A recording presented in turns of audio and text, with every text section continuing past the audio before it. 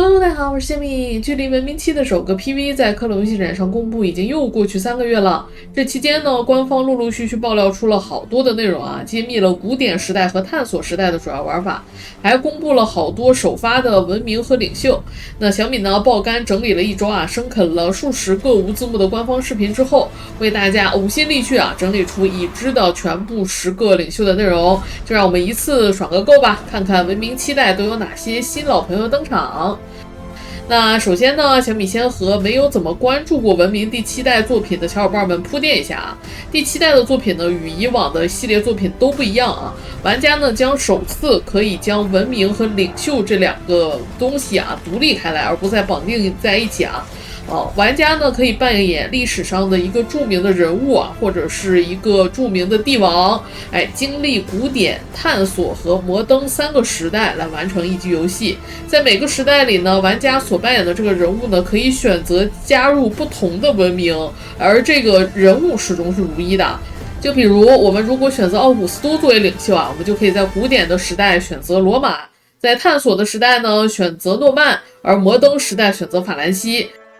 又或者呢，我们选择阿育王，经历孔雀王朝、侏罗王朝，最后再来是莫卧儿帝国啊。当然，我们国内玩家最期待的还中国的内容啊，还没有完全的爆料出来。目前已知的呢，领袖是孔子，古典时代呢是汉朝，探索时代呢是明朝。那么在了解了以上背景过后呢，我们就来看一看我们现在知道的信息吧。目前官网明确公布出来的领袖已经有10个了，但是呢，在做 Switch 的宣传 PV 上的时候，我们还看到了这个卑弥呼女王啊，而且呢，在最初的宣传片上，我们也看到了富兰克林，还有罗马的历史演进的示意图上，我们还看到的这个应该是拿破仑啊。这3位呢，虽然还没有出现在官网的页面上，但是应该也是板上钉钉会出现的领袖了。按照现在官方每周放出1个领袖的这个 First Look 的这个速度来看啊，我估计在发售的时候可能还会有20个领袖啊，总共的数量可能会有20个领袖左右啊。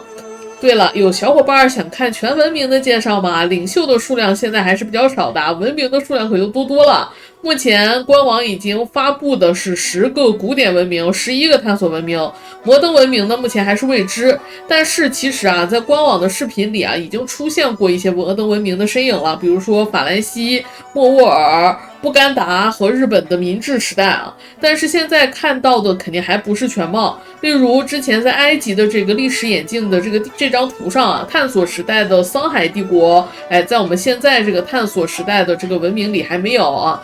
所以我大胆预测一下，正式发布的时候呢，文明的数量应该在30到35个左右啊。这个数量级整理起来工作量简直爆炸。不过如果看的人多，小米就爆肝去做啊。好，接下来我们来进入重点，我们开始盘一盘领袖。第一个呢，当然是从我们中国的领袖说起啊。由于中国的领袖大家普遍都比较关心啊，我们呢就把中国相关的这个文明啊，汉朝与明朝也拿过来一起说啊，让小伙伴们一次性爽个够啊。这么良心的视频，还是希望大家能3连一下。孔子的词条呢是扩张和科技，它的独特能力啊是科举，可以增加城市的增长速度和这个专家提供的科技点数。官网上没写具体数值，但是介绍视频中显示啊是增长速度提高25%，每个专家呢加2科技，城市增长速度呢提高，可以更快的将这个小城镇发展成大城市，是可以引起质变的能力啊。那我们再来看看文明的能力啊。古典时期的汉朝呢是以马作为旗帜，它的特色能力9州，对应的应该就是汉地9州了啊。在文明7中的能力呢是首都和新城镇在首次发展事件中获得额外的人口啊，也算是中规中矩吧。如果是坐地就给的人口，强度就高很多了，它还要触发一个发展事件，相对来说呢就是慢一拍啊。市政术就比较有意思了，仁义礼智信又称君子5常，是我们儒家文化的核心思想啊。但实际上呢，我们如果仔细去翻阅资料啊，就发现孔老夫子提出的其实是仁义礼啊，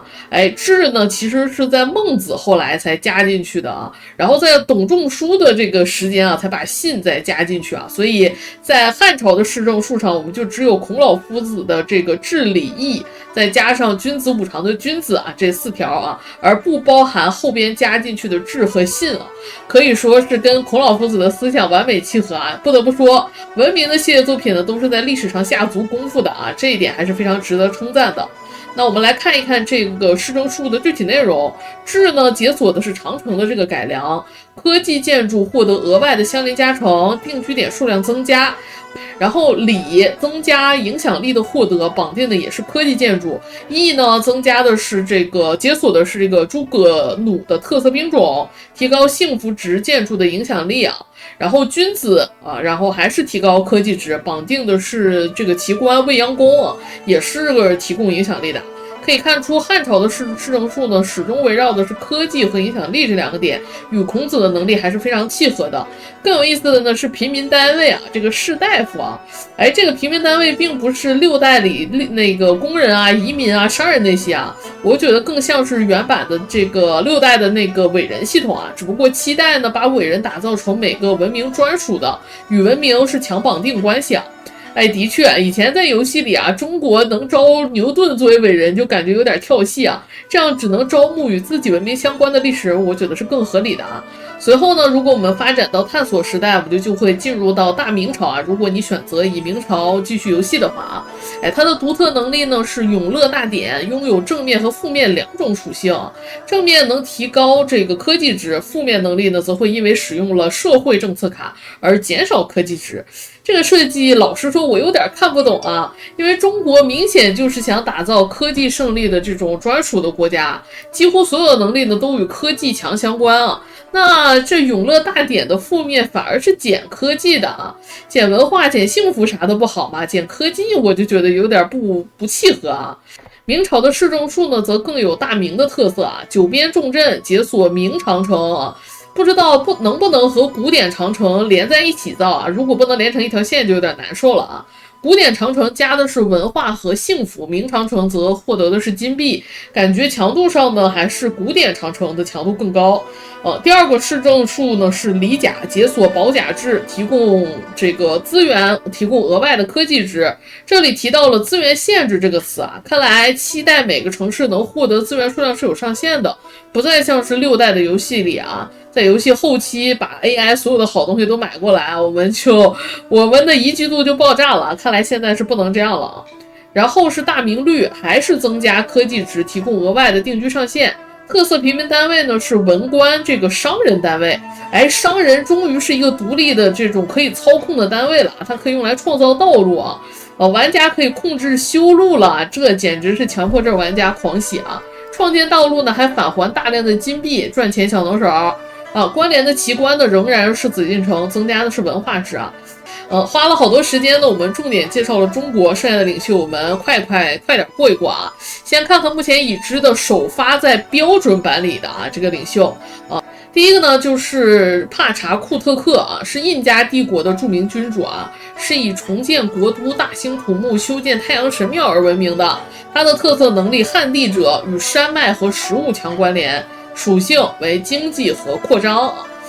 感觉中规中矩啊，不是很强力的一个这个领袖啊。然后呢是征策，是越南女王，也是历史上第一个自立为王并建立独立政权的女性啊。说来也挺有意思的啊，征策本来是东汉时期的女将领，但是汉武帝呢，虽然在当时将当时这个越南这个地区当时叫做交趾郡啊，纳入了我国的版图，但是没怎么管理啊，管理十分松散啊，导致当地民不聊生，贪官暴政横行。征策呢和他的妹妹就起兵造反，自立为王。随后呢，这个光武帝刘秀出兵讨伐征策顽强抵抗，3年后不敌，兵败身死啊。这段历史虽然非常的短暂但却是越南独立的这个象征影响非常的深远啊。游戏中这个征策的领袖能力二征夫人，指的就是他和他的妹妹了，这也是和征服强相关的一个能力啊。接下来呢是伊莎贝拉，西班牙女王，是与经济相关联的这个领袖啊，特殊能力是黄金7成，发现自然奇观可以获得金币，遥远土地上加成更多。遥远土地呢是7代的一个专有名词英文是 distance land，对应的应该是探索时代才能解锁的那种新大陆新大陆呢，据说上现在还能探索出宝藏这个宝藏机制目前我觉得还是有点迷因为已知这个宝藏呢，它不是一种普通的资源，有点像一个特殊的商队啊。它是每隔一定回合数产生一个宝藏舰队，然后呢，这个舰队要到达我们的城市之后，我们才能获得奖励啊。那不知道这舰队能不能抢啊？那具体更多内容，我们就只能等后续官方的爆料了啊。下一个是马基雅维利啊，是文艺复兴时期的政治家、军事家和外交家，他就不算是一个君王了啊，但是他写过一个跟君王相关的书啊，《君主论》。这本书啊，对15世纪的欧洲影响非常的深远啊。他的能力呢和时代影响力挂钩啊，是在进行外交提案时，无论通不通过啊，都能获得大量的金币奖励啊。所以可以看出这个领袖啊，可以跟这个外交相关的胜利方式挂钩。下一个呢就是奥古斯都啊，罗马帝国的第一位元首，凯撒大帝的生外孙啊。啥是生外孙啊？就是凯撒大帝姐姐妹妹的外孙子啊。后来呢，被凯撒大帝收为了养子啊，是罗马的奠基人之一了。他的能力呢是每有一座城镇啊，首都都会增加生产力。城镇是7代游戏的一个特色啊，是与6代的城市不一样。7代的城呢将分为城市和城镇2种规模，除了开局给的那个移民啊建立的是城市之外，之后呢我们玩家自己在建的这种都是规模更小的城镇啊。时代更迭的时候呢，如果你选择获得了这种+1城市的奖励，是可以额外的有一个城市的，而且这个城市是一建造出来的，非常的壮观啊，落下去就有好几个人口，还有很多的建筑和城区。我个人还是很期待这个新玩法的。然后呢，城镇呢，据说是可以专精某一个方向，比如说什么科技小镇啊、文化小镇啊，它不再像是6代一样，每一座城都要放各种各样的区域啊。这个城镇可能只需要专精发展一个方向就可以了。毕竟像是什么德智体美劳全面发展，也可能是全面都发展不起来，对吧？而且呢，这样的方式呢，也可以让我们游戏后期的操作更简化，不用每一个城都要操作好久好久啊。希望是对后期游戏体验的优化吧。下一个呢就是哈特谢普苏特，埃及第18代王朝女王，她的能力呢是阿蒙神之妻啊。阿蒙神之妻其实是一个职位啊，有点像是女大祭司啊这个感觉啊，她具有极高的权力啊。阿蒙神呢在埃及就是太阳神啊。他的妻子啊也是一位神祇啊，叫做姆特啊，也是埃及的女神啊，也被称为天空的女主人。在游戏中呢，这个哈特谢普苏特与文化和经济强关联哦。它还有我最喜欢的沿河啊，这回沿的不是普通河啊，是这种沿可通行河流建造的城市。敲奇观加生产力啊，更不用说这一代还有奇观相关的这种叫做遗产路径的东西啊。这遗产路径呢，应该是类似一个系列任务啊，完成了全部的这个遗产路径的话，是可以解锁下一个时代的黄金时代遗产啊。奇观玩家狂喜。那接下来最后的这3个领袖啊，就不完全在标准版里了。为什么我说不完全在呢？因为他们还有一部分在啊。比如说这个阿育王，它拥有2个形态啊。如果你是个6代玩家的话，你肯定不陌生啊。我们6代就有什么文老秦啊、武老秦、文老美、武老美这种啊，一个领袖有2种形态啊。好家伙，这游戏还没发售呢，这 DLC 已经安排的明明白白了啊。标准版的阿育王的能力呢是摩诃罗蛇啊，应该是这么念吧，我希望我没念错啊。是增加城市的粮食和幸福度。而这个世界征服者版本的阿育王啊，他的能力叫做提婆拉惹啊，是与征服强相关的，征服提供生产力加成啊。但是呢，你想要解锁这个征服者版本的这个阿育王的话，就要拥有奠基者内容包 DLC 才行啊，所以应该是 DLC 解锁的一个版本啊。